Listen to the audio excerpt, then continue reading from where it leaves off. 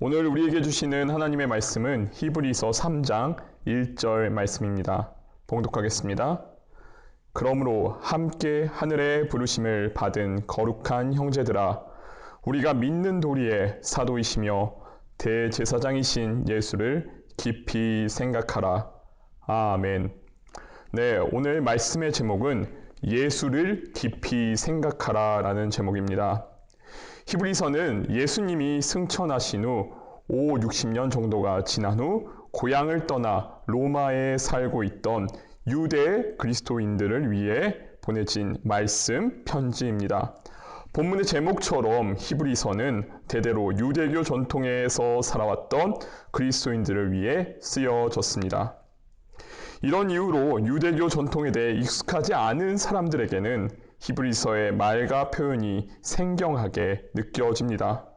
하지만 그 안에 신학과 신앙은 어느 복음서나 다른 서신 못지않게 한 분이신 우리 주 예수 그리스도를 증언하고 있습니다.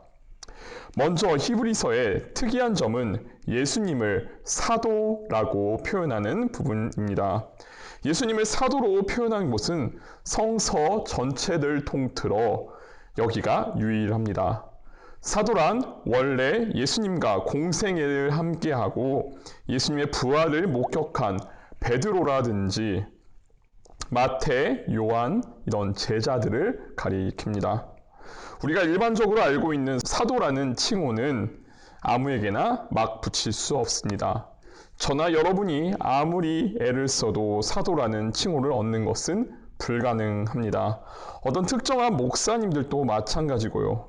사도란 칭호는 예수님과 함께 동거동락하며 생전에 부활하신 예수님을 직접 마주한 이들에게만 주어지는 권위 있는 명칭입니다.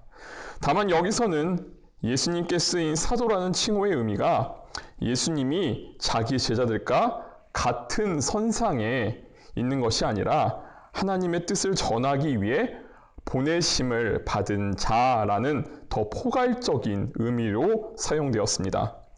예수님에 대한 이런 표현은 히브리서에서만 나옵니다. 다음으로 예수님을 부르는 말, 대제사장이라는 표현이 나옵니다. 여기서도 히브리서의 독특함을 느낄 수 있는데요. 대제사장 하면 유대인들은 과연 어떤 모습을 가장 먼저 떠올렸을까요? 그들에게 대제사장이라고 하면 온 유다 백성의 죄와 허물을 용서해달라고 하나님께 희생 제물을 바치는 모습이 가장 먼저 떠올랐을 겁니다. 대제사장이 희생 제물을 바치는 이유는 하나님과 교제를 회복하기 위함이었습니다. 유대인들은 구약성서에 기록된 대로 예루살렘 성전이 하나님이 현존하시는 장소라고 믿었습니다.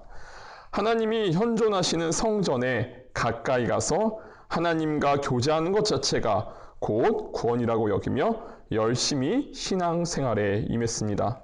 하지만 하나님께 가까이 다가가기 위해서는 희생 제물이 필요했습니다.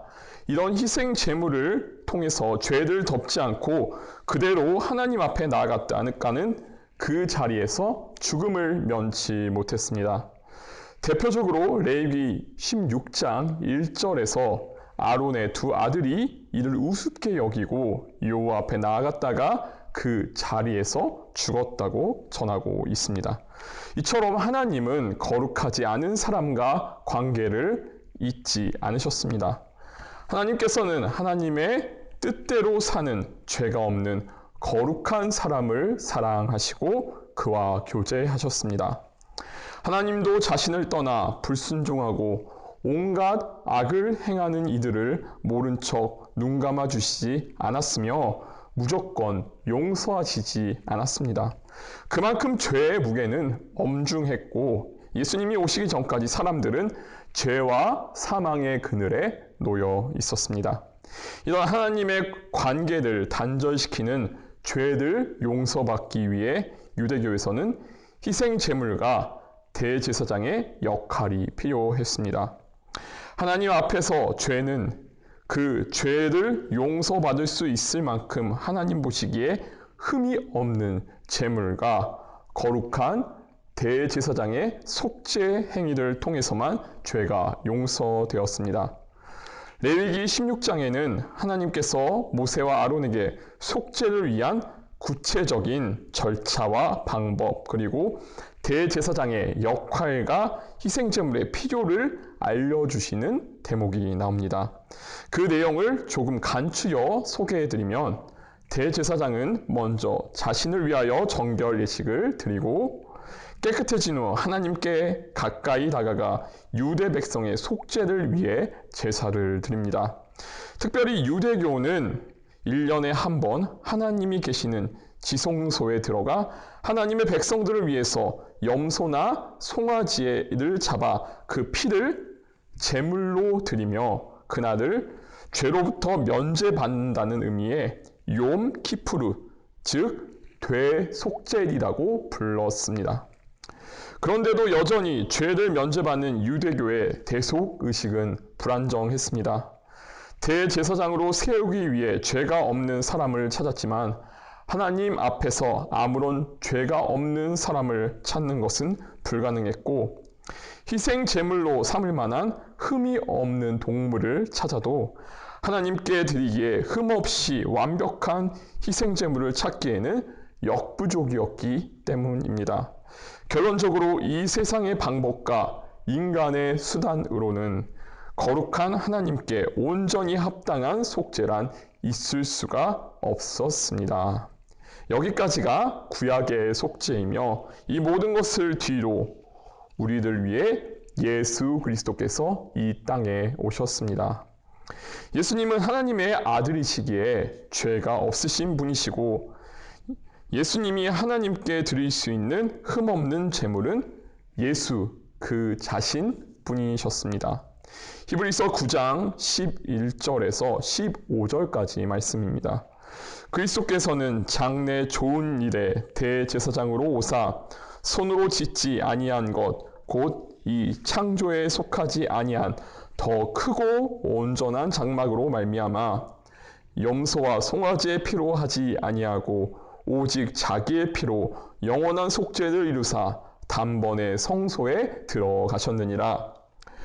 염소와 황소의 피와 및 암송아지의 채를 부정한 자에게 뿌려 그 육체를 정결하게 하여 거룩하게 하거든.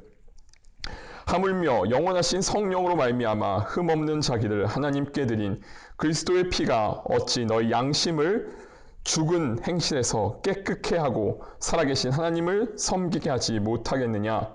이로 말미암아 그는 새 언약의 중보자시니 이는 첫 언약 때 범한 죄에서 속량하려고 죽으사 부르심은 입은 자로 하여금 영원한 기업의 약속을 얻게 하려 하심이라. 아멘. 바로 이러한 이해를 통해 히브리서의 독특한 신학, 곧 예수 그리스도가 대제사장이며 그분이 자신을 하나님께 희생 제물로 드려 죄 사함을 가져오신다는 말씀의 의미를 분명히 할 수 있습니다. 오직 예수만이 죄 없는 대제사장으로서 그 자신을 하나님께 흠 없는 제물로 드려 하나님과 인간 사이의 죄 문제를 해결하고 죄인들이 하나님께 나아갈 수 있는 온전한 구원의 길을 열어주셨습니다. 흠이 없는 대제사장의 자기 희생을 통해서 죄인들이 구원을 얻게 된 것입니다. 오늘 히브리서 3장 1절은 우리의 죄를 깨끗하게 하신 그 대제사장이신 예수 그리스도에 대해 깊이 생각하라 합니다. 죄와 거룩하지 못한 삶으로 인해 하나님과 함께할 수 없는 우리에게 구원의 길을 열어주신 예수 그리스도를 깊게 생각합니다. 그 예수 그리스도를 이 땅에 보내주신 하나님의 사랑을 깊이 생각합니다. 다시 본문으로 돌아와서 이번에는 히브리서의 유대 그리스도인들이 과연 어떤 상황에 처해 있었는지를 한번 살펴보겠습니다. 처음 예수 그리스도를 영접했던 1세대 유대 그리스도인들은 가난한 사람들을 도우며 박해를 받아도 용감하게 이겨낸 신앙의 모범이었습니다.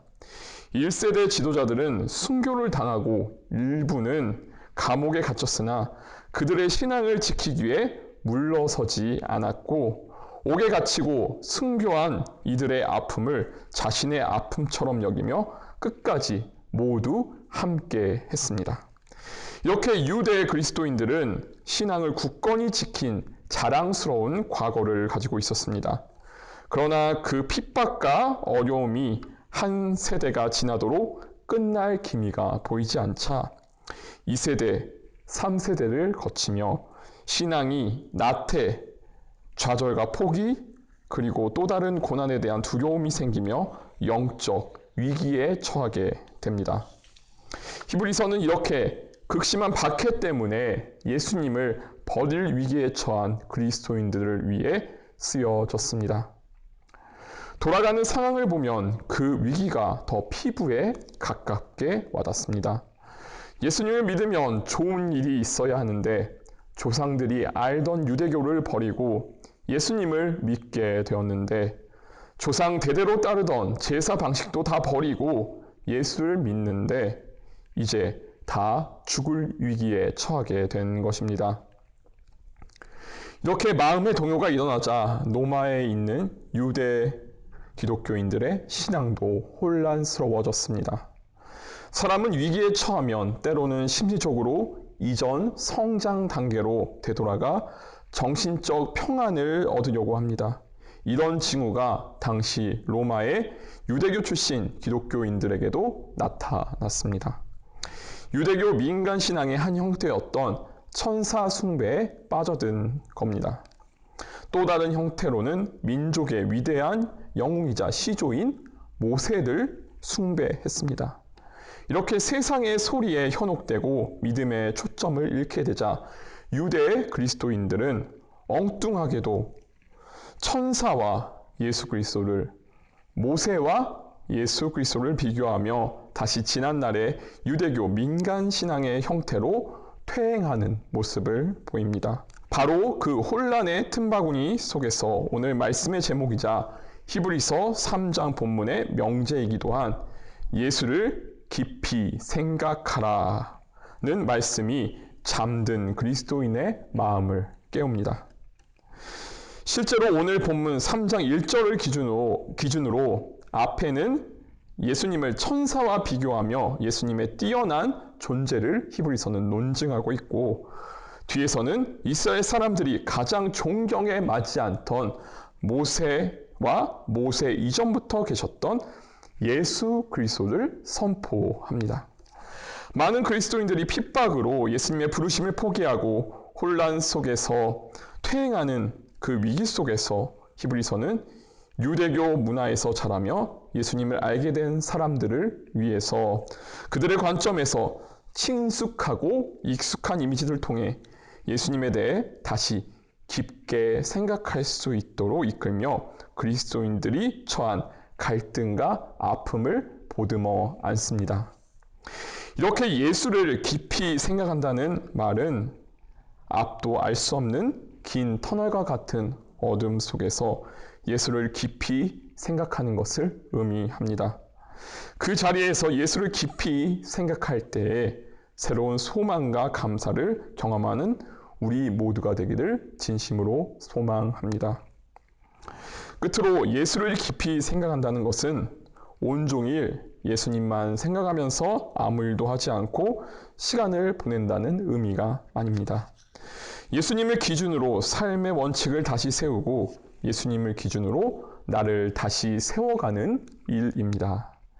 여기에 대해 오늘 본문은 내가 하고 싶으면 하고 하기 싫으면 안 해도 된다고 말하지 않습니다.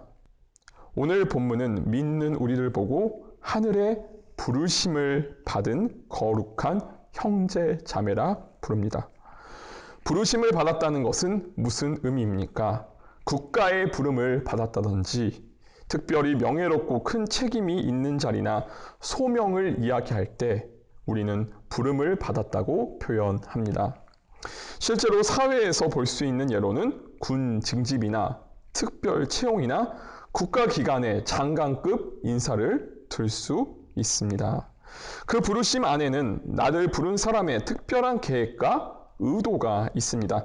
그만큼 부르심은 아무에게나 주어지는 것이 아니며 특별한 자격과 역량이 되는 사람에게 주어지는 것입니다. 하물며 이 세상의 일에도 부르심에는 엄중함과 신뢰가 깃들어 있는데 온 하늘과 이 땅의 창조자가 되시고 생명의 근원이 되시는 예수 그리스도의 부르심은 그 자체도 얼마나 거룩하고 영예로운 것입니까? 그렇게 예수께서는 우리 한 명 한 명을 친히 호명하여 불러주셨습니다. 그 부르심에 순종할 때 주님은 우리의 모습 그대로 부르심에 상응하는 사명과 능력을 허락해 주십니다. 그 사명에 복종하는 것이 때로는 힘겹게 느껴질 때도 있지만 하나님이 함께 하실 때 불가능한 일은 없습니다. 그 꿈이 우리의 삶을 복되게 하고 광야의 길을 내고 사막의 강을 내며 우리의 삶 가운데 새로운 일을 행하시는 주님을 신뢰하게 합니다. 그 부르심에 순종하며 예수를 깊이 생각할 때 삶의 원칙이 변하고 내 말과 행동의 기준이 달라집니다. 하나님께서 준비하신 미래를 내 시간 속으로 끌어오게 됩니다. 예수를 깊이 생각한다는 것은 예수를 단지 머릿속으로만 잠깐 스치듯 생각하는 것을 의미하는 것이 아닙니다. 예수를 깊이 생각한다는 것은 내 삶을 예수 중심으로 다시 재구성하는 것을 의미합니다. 몸으로 부딪혀 배우며 암과 행함을 일치시키는 것을 의미합니다. 예수님이 단지 좋은 분, 따뜻한 분, 사랑이 많은 분이라고 막연히 알던 것에 깊이를 더해 예수님의 삶을 묵상하고 그 길을 따라 걸으며 오늘 우리의 삶의 자리에서 특별히 나를 통해 행하시는 일을 붙잡는 것입니다. 나를 부르셔서 나에게 오늘 하루 또 한 주 동안 나아가 한 달 그리고 남은 한 해를 어떤 가치를 추구하며 살아갈지 주님께서 뜻을 이루어 가실지를 기대하며 표대를 향해 달려가는 것이기도 합니다.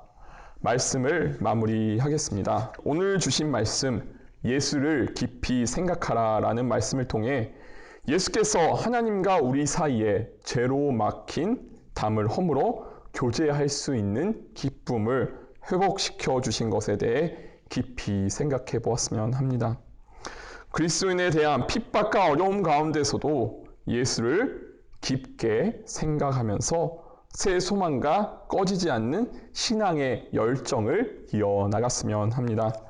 그리고 단지 이 상황을 견디고 시간을 보내는 것을 넘어 하나님의 선하신 뜻을 분별하며 부르심받은 곳에서 주님이 나에게 맡겨주신 사명을 붙잡는 귀한 시간이 되기를 소망합니다. 다 함께 기도드리시겠습니다. 사랑의 하나님 감사합니다. 오늘 예수를 깊이 생각하라라는 말씀을 주시니 감사합니다. 예수님을 깊이 생각하며 거룩한 믿음의 형제 자매들과 함께 더불어 주님의 부르심에 응답하고 순종합니다. 예수님을 내 삶의 중심에 두고 그 기준과 관점으로 우리의 말과 행동을 변화시켜 나가게 하소서. 거룩한 사랑의 교제를 통해 우리의 믿음이 자라나게 하시고 예수 그리스도의 가치를 이 땅에 이루며 사는 주님께 칭찬받는 복된 삶을 살길 소망하며 지금도 살아계셔서 우리와 함께 하시고 죄에 막힌 담을 허물어 우리에게 구원의 기쁨과 하나님과의 교제를 회복하게 하신 우리 주 예수 그리스도의 이름으로 기도드립니다. 아멘.